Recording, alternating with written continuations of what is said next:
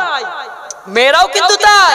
বাপকে বলছে জানেন, ঘটক বাবু যখন দেখা করতে এসছে বা মেয়ের দেখাশোনা হচ্ছে, বিয়ের দেখাশোনা, তখন ঘটককে বলছে শুনেন সব রকম ছেলে দেখবেন, সব রকম দেখেন, ডাক্তার, মাস্টার, ইঞ্জিনিয়ার, এমনকি ঠিকাদার, মাঠে খাটা, যত ইচ্ছা যা খুশি তাই দেখতে পারেন, কিন্তু এক ধরনের লোক খবরদার দেখবেন না আমার জন্য।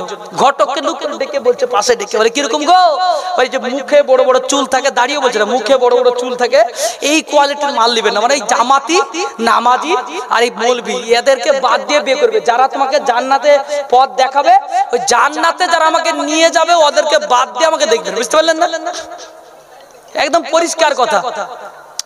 তো বলে কেন মুখে দাড়ি, মানে মুখে দাড়িও বলছে না, মুখে বড় বড় চুল রাখে, এইরকম লোকদেরকে তুমি দেখবা। এটা কোন জামানা? যারা দাড়িওয়ালা যুবকদেরকে পছন্দ করে না।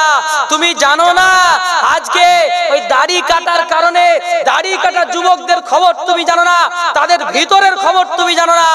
আজ দাড়িওয়ালা যুবক তোমার ভালো লাগেনি, যারা কোনোদিন নোংরা কাজের সঙ্গে সেইভাবে লিপ্ত হয় নাই, যারা নোংরা কাজ করে নাই, যারা জেনার সঙ্গে লিপ্ত হয় নাই, যাদের যৌবনটা চাঙ্গা আছে, তাদেরকে বিবাহ করলে না, শুধু দেখলা খুর দিয়ে শুধু যারা টেনেছে তাদেরকে বিয়ে করলা, তারপর 3 মাস পরে বলছো ও ছেলে আমার চলবে না, ভিতরের খবর বলতে পারছে না, ও ছেলে আমার চলবে না, কারণ ভিতরের অবস্থা খারাপ হচ্ছে, বুঝতে পারছেন না?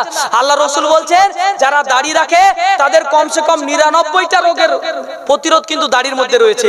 মোটামুটি তার মধ্যে একটা লাভ হচ্ছে, সবচেয়ে বড় দাড়িওয়ালাদের একটা লাভ হচ্ছে যৌন ক্ষমতা বজায় থাকে। বলেন সুবহানাল্লাহ। বুঝতে পারছেন না যৌবনের দাম কতটা? বুঝতে পারছেন তো? যৌবনের বড় দাম আছে গো। এই যৌবনের থেকে দামি জিনিস কিচ্ছু নাই।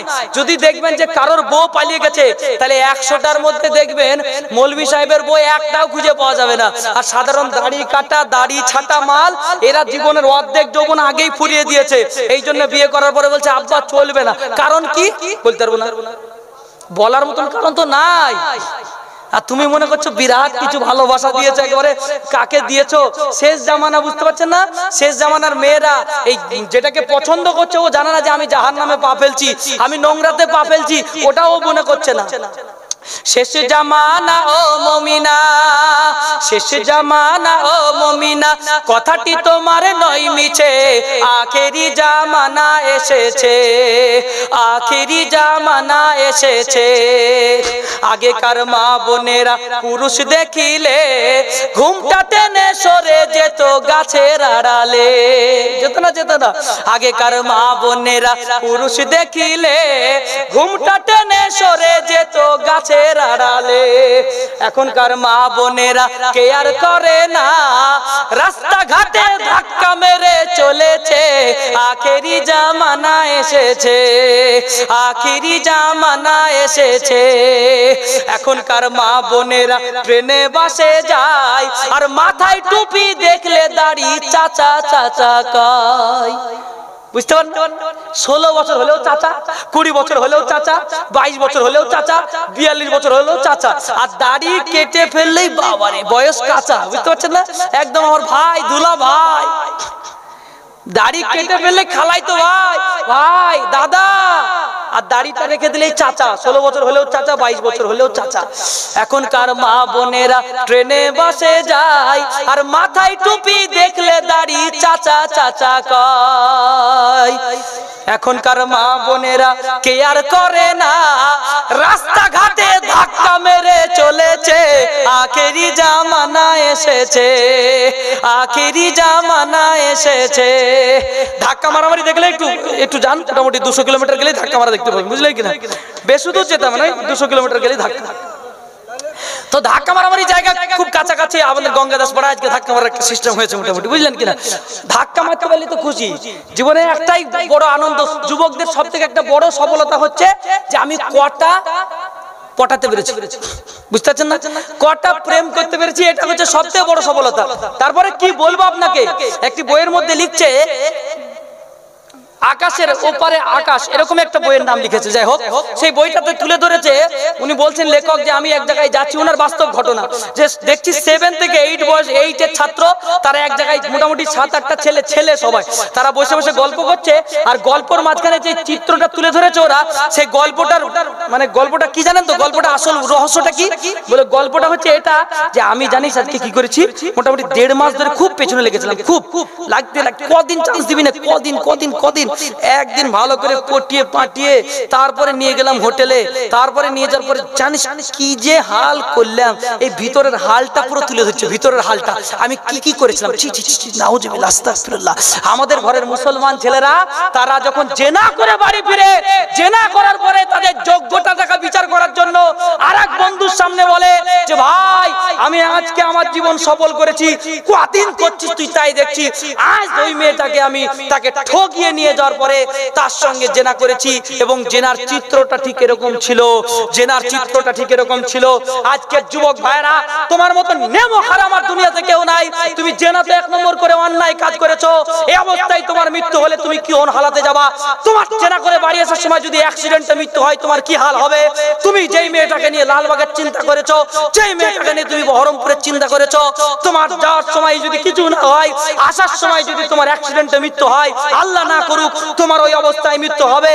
ও যুবক, তুমি তারপরে তোমার বন্ধুর সামনে একে তো বড় অন্যায় করেছো, তারপরে বন্ধুর সামনে বলছো আমি এমন এমন এমন এমন দৃশ্যগুলো তুলে ধরছো। আবার অনেক আরামকর কিছু লোক আছে, তাদের নিজের স্ত্রীর ঘটনাগুলো আর এক বন্ধুর সামনে তুলে ধরে, আর ওই বন্ধু তার স্ত্রীর গল্পটা এর সঙ্গে তুলে ধরে, বলে আমার স্ত্রীর ওরে বাবারে চরম পাওয়ারফুল রে, তোরটা কেমন বল। ছি ছি ছি ছি, আস্তাগফিরুল্লাহ।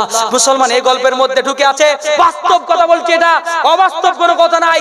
যারা এখানে আছেন এরাই বুঝতে পারছে যুবক ভাইরা, এরকম অনেক বন্ধু আপনার সামনে গল্প শুনিয়েছে, তার বিবির গল্প, আর একটা বইয়ের গল্প, প্রথম স্ত্রীর গল্প, দ্বিতীয় স্ত্রীর গল্প। ওই মেয়েটাকে ছেড়ে দিয়েছি তার কারণ কি জানিস? ও আসলে আমার সঙ্গে থাকার মতো মেয়ে না, আমার সঙ্গে টিকার মতো মেয়ে না। তারপরে সেই গল্পটাকে চিত্র সহকারে তুলে ধরে, তারপরে জেনার কাহিনীটাকে তুলে ধরে। চাইতে নোংরা যুবক আর দুনিয়াতে থাকতে পারে না, যারা কারোর সঙ্গে জেনা করার পরে ওই জেনার চিত্রটা তুলে ধরে। এরকম সমাজ আমাদের ঘরে ঘরে তৈরি হয়ে গেছে। ছি ছি ছি, আল্লাহ কোরআনের মধ্যে বলছেন ওয়ালা তাকরাবুজ জিনা, তোমরা জেনার কাছেও যেও না। আমরা জেনা কি করে হয় জানেন তো? 1 কানের জেনা হয়, 2 নাকে চোখের জেনা হয়, 3 হাতের জেনা হয়, 4 অন্তরের জেনা হয়, 5 আপনার লজ্জাস্থানের জেনা হয়, সারা শরীরের এরকম জেনা হয়।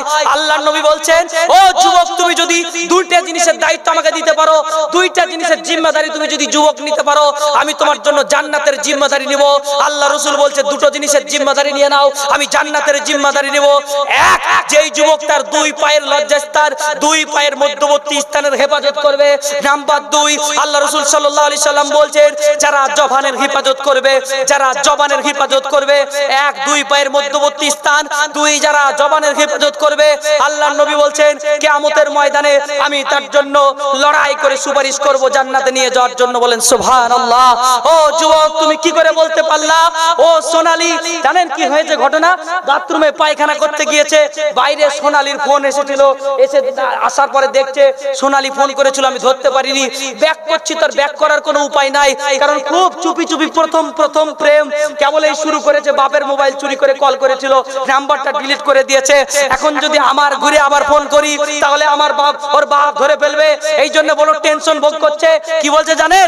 হা রে সোনালী, তুমি কত, তোমার কি টাইমের দাম, তুমি কেন বললে না যে তুমি এই টাইমে ফোন করবা? তাহলে আমি বাথরুমে যেতাম না গো, তাহলে আমি পায়খানা করতাম না গো, তাহলে আমি পেশাবে যেতাম না গো, তাহলে আমি টয়লেট করতাম না, টয়লেটে যাওয়াটাই আমার ভুল হয়ে গেছে। শেফালি আর সোনালী ফোন করেছিল, এই জন্য টয়লেটে যাওয়ার কারণে ও বলছে আমার টয়লেটে যাওয়াটা ভুল হয়ে গেছে, কল ধরতে পারেনি বলে। ও যুবক ভাইরা আমার, আল্লাহ রাব্বুল আলামিন তোমাকে 5 বেলা করে কল করছে, প্রত্যেকদিন বলছে আল্লাহু আকবার, আল্লাহু আকবার, আল্লাহু আকবার, আল্লাহু আকবার, এরকম করে 5 বেলা আল্লাহ রাব্বুল আলামিন কল করছে। কার মাধ্যমে? মুয়াজ্জিনের মাধ্যমে। প্রত্যেকটা গ্রামে, গঙ্গাদাসপাড়া, ডোমকুল, ইসলামপুর, বহরমপুর, দৌলতাবাদ, তার এলাকার যত গ্রাম আছে সব গ্রামে একটা করে মুয়াজ্জিন লাগানো হয়েছে। প্রত্যেকদিন 5 বেলা আল্লাহকে বলে, আল্লাহ বলেছে ও মুয়াজ্জিন দুনিয়ার মুয়াজ্জিন মুসলমানেরা, তোমরা প্রত্যেকদিন মুসলমানদেরকে ডাক দাও আল্লাহর নামে, আল্লাহু আকবার, Allahu Akbar. Allah subhanahu wa ta'ala is the biggest. Allah subhanahu wa ta'ala is the biggest. Allah সবচাইতে বড়, Allah সবচাইতে বড়, Allah সবচাইতে বড়। There is no God, there is no God in this world. এই পৃথিবীতে কোনো কেউ নাই আল্লাহর মতো। আল্লাহ হচ্ছে there is no God without Allah subhanahu wa ta'ala. আল্লাহ হচ্ছে একমাত্র প্রভু। আল্লাহ বারবার বললেন মুয়াজ্জিন তুমি খবর দাও, এই মুসলমানদের কানে ঢুকিয়ে দাও, মুসলমানদের কানে ঢুকিয়ে দাও, আল্লাহ সবচাইতে বড়। আল্লাহ প্রতিদিন কল করে, ও যুবক তুমি রিসিভ করার টাইম পাও না, ও চাচা তুমি রিসিভ করার টাইম পাও না, ও আব্বাজান তুমি রিসিভ করার টাইম পাও না। সকালবেলায় ভোরবেলায় উঠে পেপার পড়তে পারো, চায়ের দোকানে বসে বসে পেপার পড়তে পারো, আর কোনোদিন তোমার সূরা ফাতিহা মুখস্থ করার টাইম হয়নি। ও মুসলমান চারটে সূরা মুখস্থ করতে পারো না, আর প্রত্যেকদিন তুমি সকালবেলায় উঠে তাজা খবর পড়তে যাও, পড়ার পরে লোকের সামনে খবর শোনাও। প্রত্যেকদিন তাজা খবর 10 পৃষ্ঠা খবর পড়তে পারে, কিন্তু 2 পৃষ্ঠা সূরা পড়তে পারে না। এই মুসলমানের চুনকালি পড়বে না, এই মুসলমানের গায়ে কালি পড়বে না, এই মুসলমান জাহান্নামে যাবে না, এই মুসলমানের দেওয়ালে পিঠ ঠেকবে না, এই মুসলমানের উপরে বেধর্মীরা অত্যাচার করবে না, তো করবে কারা? কথা বুঝতে পারছি না যুবক ভাইরা আমার।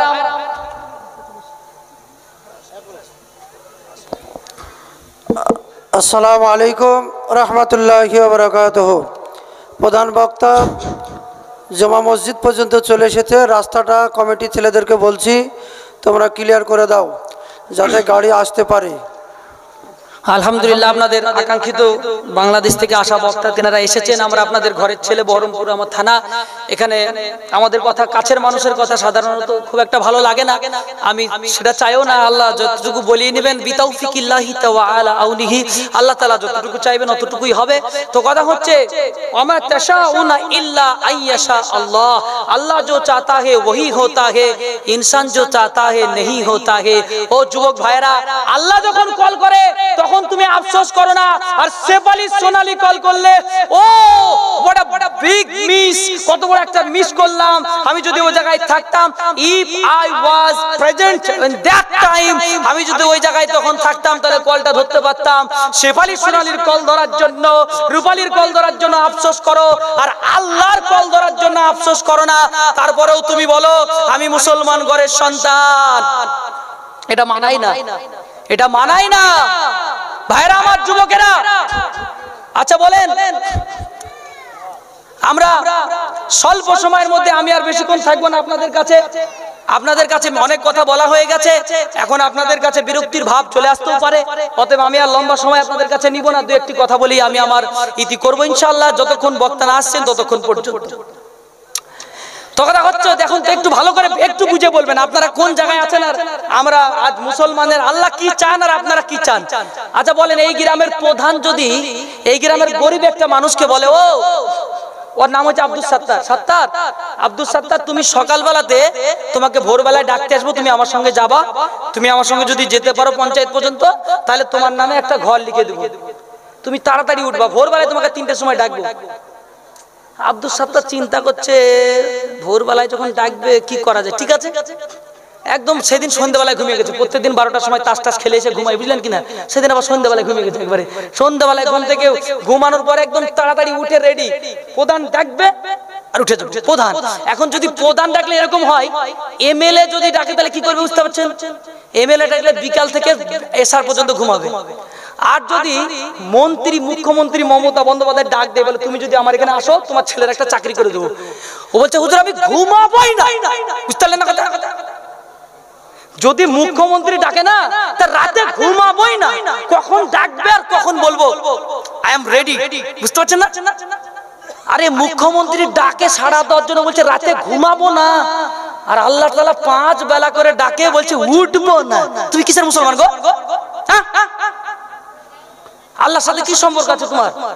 মুখ্যমন্ত্রী ডাকবে তুমি ঘুমাবা না, আর মুখ্যমন্ত্রীর মন্ত্রীর মন্ত্রীর মন্ত্রী, মাস্টারের মাস্টার, নবীদের নবী সাইয়্যিদুল মুরসালিন মুহাম্মদুর রাসূলুল্লাহ সাল্লাল্লাহু আলাইহি সাল্লাম, তিনার একমাত্র মাবুদ মহান প্রভু, তিনার শিক্ষক মহান আল্লাহ, সারা পৃথিবীর সৃষ্টিকর্তা, সারা পৃথিবীর মালিক।